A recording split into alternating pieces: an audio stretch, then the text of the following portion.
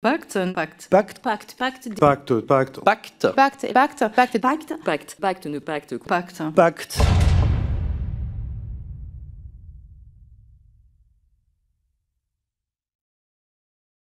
Est-ce que vous êtes des organisations représentatives des enseignants? Certains vont jusqu'à refuser de dire qu'ils signent le pacte par les pressions que vous faites. C'est inacceptable sur la façon dont vous fonctionnez.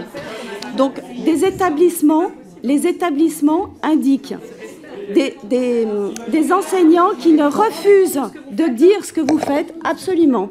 Et donc, je suis profondément respectueuse du corps enseignant et la vocation qui les anime, en tout cas du corps enseignant.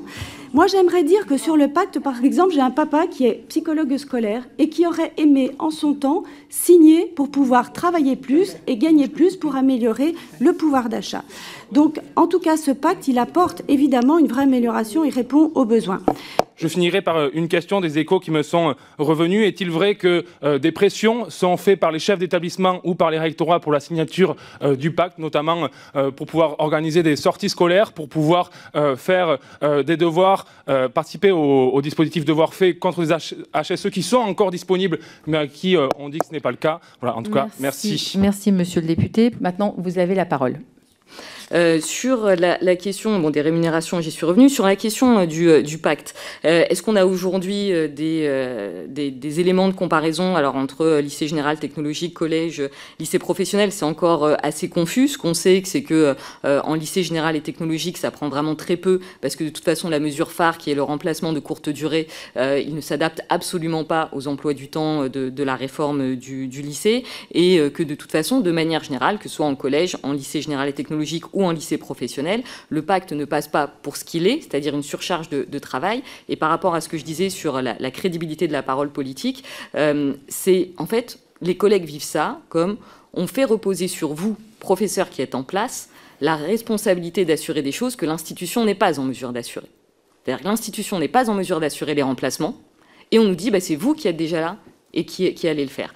Donc, il y a certainement, et si le ministère produit un jour des statistiques, on verra des différences entre collège, lycée général technologique et lycée professionnel. Mais de manière générale, puisqu'on a aussi mené une enquête sur le pacte qu'on est en train de dépouiller, on voit quand même que de toute façon, sur ce point-là, on est très loin des objectifs ministériels.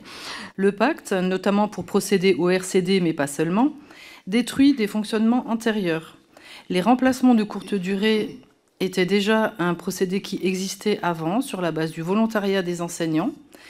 Et aujourd'hui, il a fallu le formaliser, ce qui a braqué tout le monde parce qu'il y avait il y avait des pendants, on va dire comme ça, pour être court.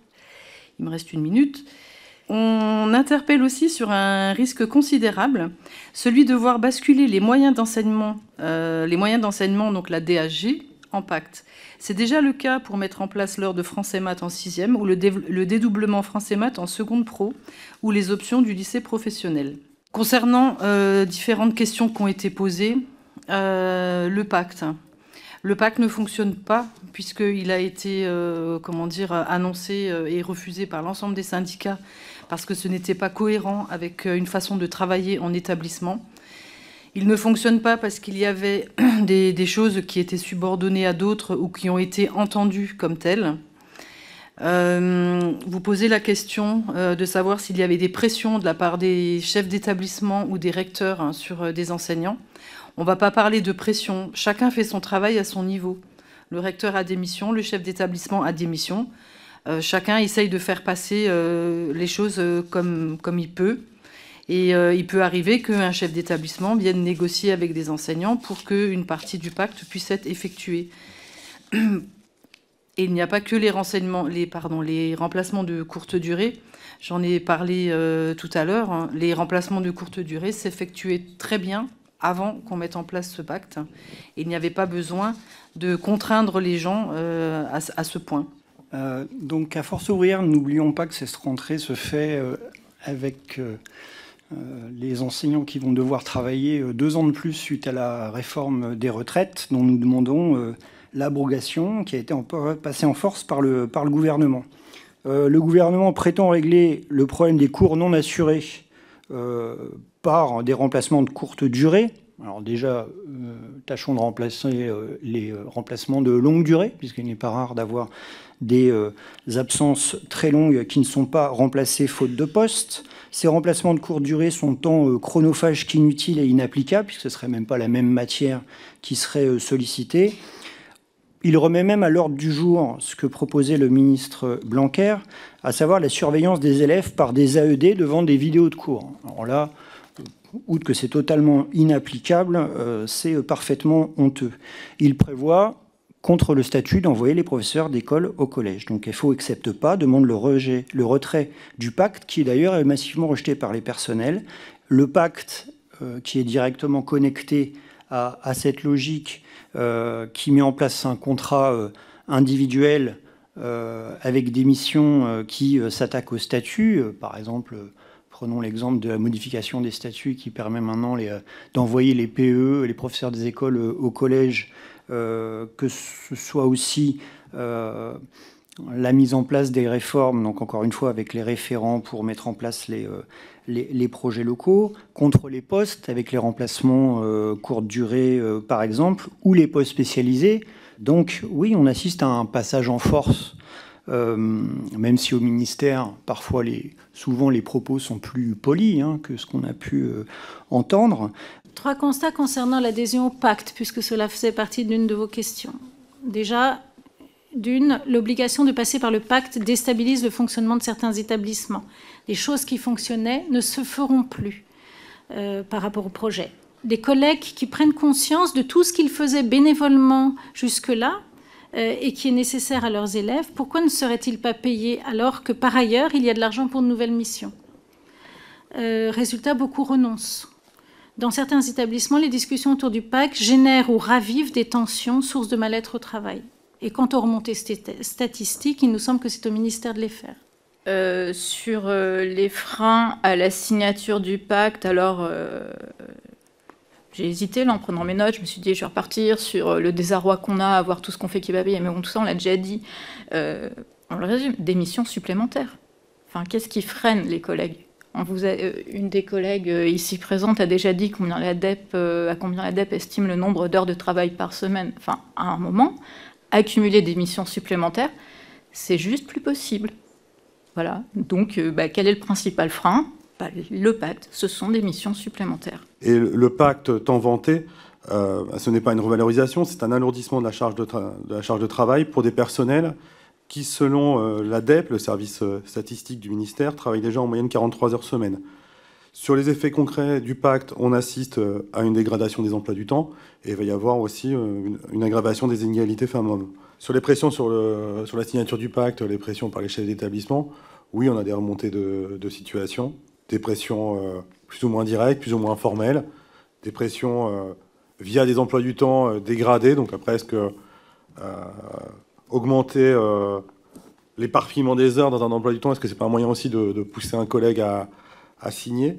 Des pressions via les autorisations d'absence, des collègues à qui on répond à l'oral pour une demande d'autorisation d'absence, par exemple pour partir sur une journée de formation.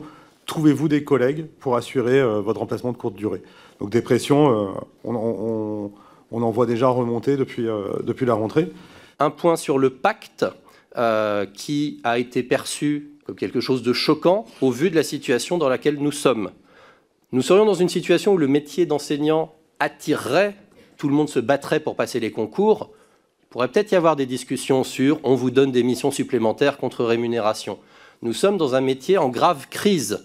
Comment ose-t-on proposer une revalorisation fondée en partie sur du travailler plus pour gagner plus alors qu'on n'arrive pas à recruter aujourd'hui?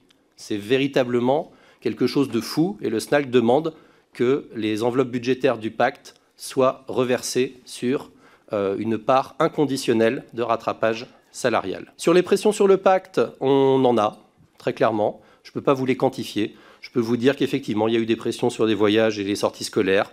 Il y a des pressions sur le fait de partir en formation si on n'a pas soi-même trouvé quelqu'un pour nous remplacer, par exemple.